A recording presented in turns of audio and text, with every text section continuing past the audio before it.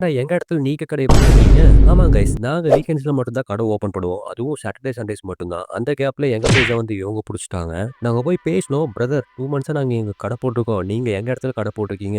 So நீங்க கடைய மட்டும் கொஞ்சம் தள்ளி போட்டுக்கங்கன்னு சொன்னோம். பட் அதுக்கு அவங்க நாங்க எதுவா இருந்தாலும் எங்க ஓனர்ட்ட நாங்க பேசிட்டு சொல்றோம்னு சொல்ட்டாங்க. சரி இது சரிப்பட்டு வராது. நெக்ஸ்ட் டைம் நம்ம அங்க சீக்கிரமா போய் அந்த பிளேஸ புடிச்சிடலாம்னு இருந்தோம். பட் அங்க போனதுக்கு அப்புறம் தான் தெரிஞ்சுச்சு, அங்க ஆல்ரெடி வந்துட்டு அவங்களோட கடைய வந்து கொஞ்சமா தள்ளி போட்டாங்க.